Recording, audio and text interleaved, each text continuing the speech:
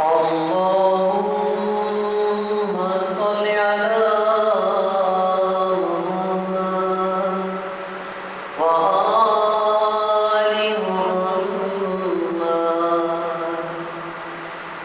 بسم الله الرحمن الرحيم. عن جابر بن عبد الله الأنصاري عن فاطمة الزهراء عليها السلام بنت رسول الله قال سمعت فاطمة أنها قالت دخل علي أبي رسول الله في بعض الأيام فقال السلام عليك يا فاطمة فقلت عليك السلام. قال إني أجد في بطني ضرا فقلت له أنبئك بالله يا بداه من عفو. فقال يا فاطمة ائتني بالكساء اليماني فغطيني فأتيته بالكساء اليماني فغطيته به وسرت أنظر إليه وإذا وجهه يتلألأ كأنه البدر في ليلة تمامه وكماله. فما كانت إلا ساعة وإذا بولدي الحسن قد عقل وقال السلام عليك يا أمه. فقلت عليك السلام يا قرة عيني وثمرة فؤادي. فقال يا أمه إني أشم عندك رائحة طيبة كأنها رائحة جد رسول الله. فقلت نعم إن جدك تحت الكساء. وعقبنا الحسن نحو الكساء.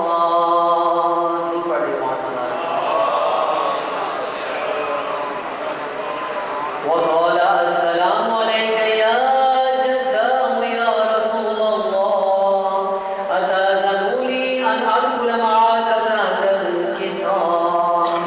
قال وعليك السلام يا ولدي يا صاحب عودي قد أذنت لك فدخل معه تحت الكساء. فما كانت إلا ساعة وإذا بولدي الحسين قد عقل وقال السلام عليك يا أمه. فقلت عليك السلام يا ولدي يا قرة عيني وثمرة فؤادي. فقال يا أمه إني أشم عندك رائحة طيبة كأنها رائحة جد رسول الله. فقلت نعم إن جدك وهذا تحت الكساء.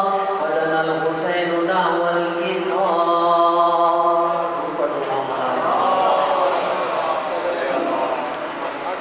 وقال السلام عليك يا جدة والسلام عليك يا من اختاره الله أتأذن لي أن أدخل معكما تحت الكساء. فقال وعليك السلام يا ولدي يا شافي أمتي قد أذنت لك فدخل معهما تحت الكساء. فأقبل عند ذلك أبو الحسن علي بن أبي طالب وقال السلام عليك يا بنت رسول الله. فقلت عليك السلام يا أبا الحسن يا أمير المؤمنين.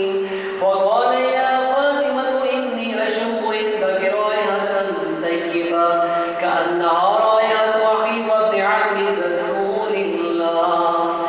فقلت نعم ها هو مع ولديك تحت الكساء. فعقل علي نحو الكساء.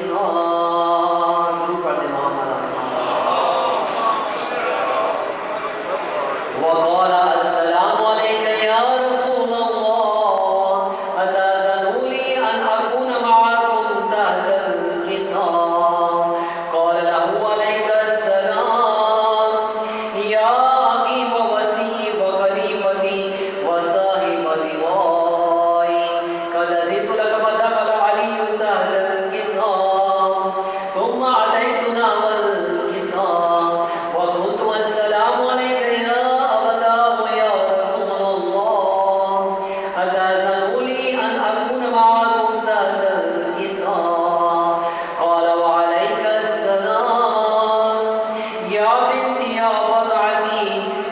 أذنت لك فدخلت تحت الحصار.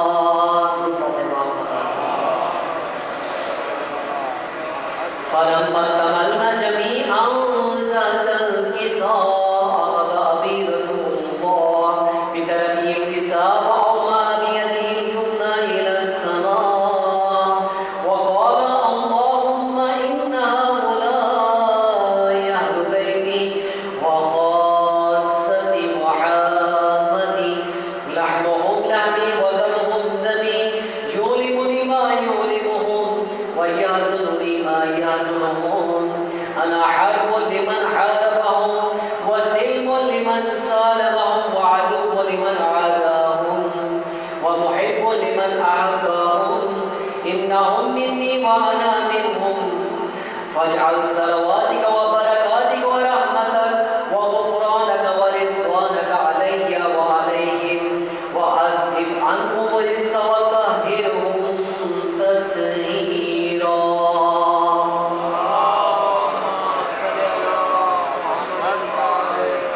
فقال الله عز وجل يا ملائكتي يا سكان سماواتي إني ما خلقت سماء مبنية ولا أرضا مدحية ولا قمرا منيرا ولا شمسا مضيا ولا فلكا يدور ولا بحرا يجري ولا فلكا يسري إلا في محبة هؤلاء الخمسة الذين هم تحت الحصار.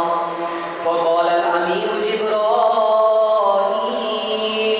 يا رب ومن تحت الحصار؟ وقال عز وجل هم أهل بيت النبوة ومعدن الرسالة هم فاطمة وعبوها ومالها وبنوها.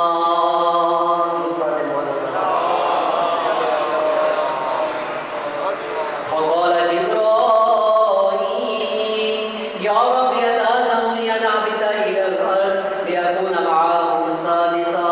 فقال الله نعم قد أذنت لك. فهبط الأمين جبرائيل وقال السلام عليك يا رسول الله.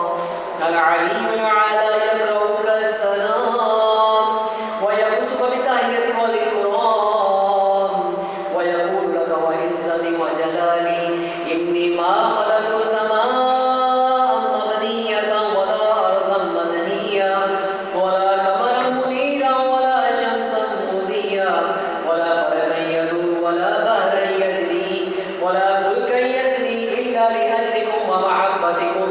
وقد أذن لي أن أدخل معكم فهل تأذن لي يا رسول الله؟ فقال رسول الله وعليك السلام يا أمين وحي الله إنهم نعم قد أذنت لك. فدخل جبرائيل معنا تحت الحصار وقال لأبي إن الله قد أوحى إليكم يقول إنما يريد الله ليذهب عنكم رجس أهل البيت ويطهركم تطهيرا. فقال علي لأبي يا رسول الله أخبرني ما لجلوسنا هذا تحت الحصار من الفضل عند الله. وقال النبي صلى الله عليه وآله والذي بعثني بالحق نبيا واصطفاني برسالة نجيا ما ذكر خبرنا هذا